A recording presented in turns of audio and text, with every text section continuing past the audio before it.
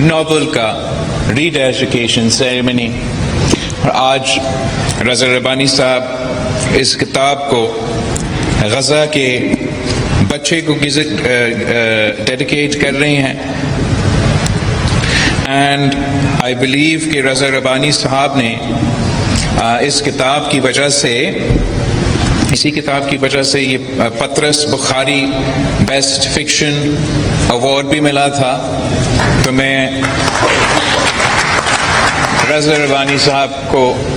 مبارکباد بھی دینا چاہوں گا، اور اس سوچ کا کہ اس وقت اور ان دنوں میں اس کتاب کو غزہ کے بچوں کو ڈیڈیکیٹ کرنا کے بارے میں بھی میں رضا ربانی صاحب کو شکریہ ادا بھی کرنا چاہوں گا. ویسے تو دنیا کی اکثریت کی طرح ہر پاکستانی غزہ اور فلسطین کے مسلمانوں کے ساتھ شانہ بشانہ کھڑے ہیں، اور ایک بھرپور مایوسی کے ساتھ 2 سال سے ہم اپنے آنکھوں کے سامنے تاریخ کا سب سے پہلا لائیو سٹریم جینوسائیڈ دیکھتے آ رہے ہیں. اور یہ تاریخی جینوسائیڈ میں پوری دنیا نے دیکھا، اپنے آنکھوں سے دیکھا کہ یہ نہ صرف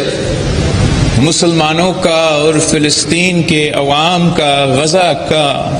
جینوسائیڈ ہے، مگر میرے خیال میں تاریخ میں اس تعداد میں یہ بچوں کا جینوسائیڈ ہے.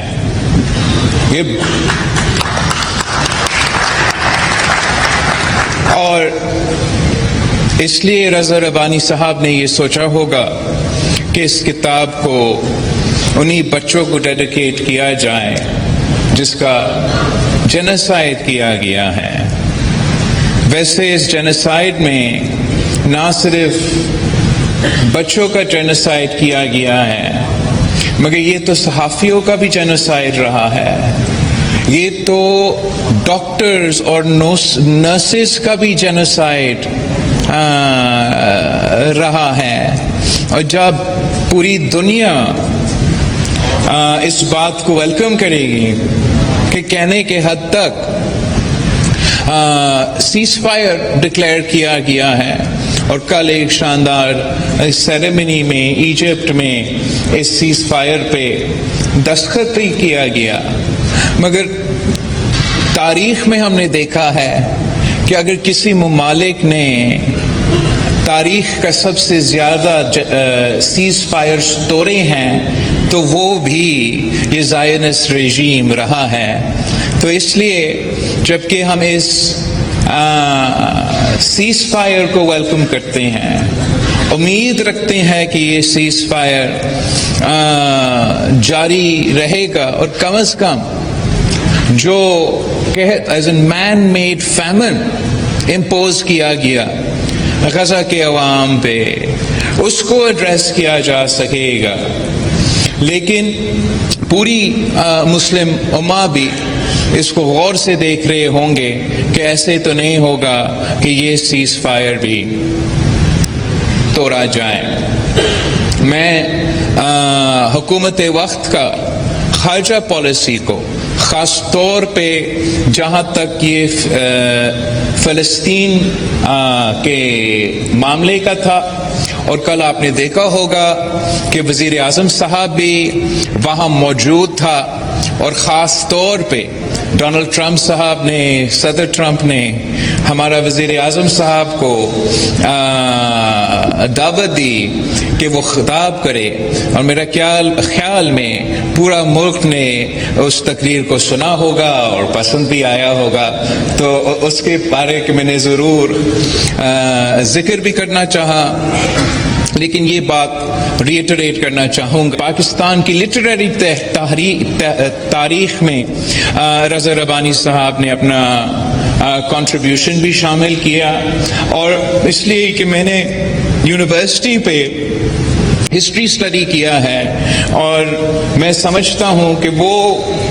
جو لوگ کتاب لکھتے ہیں وہ تاریخ میں ہمیشہ زندہ رہتے ہیں. تو میں ہر کسی کو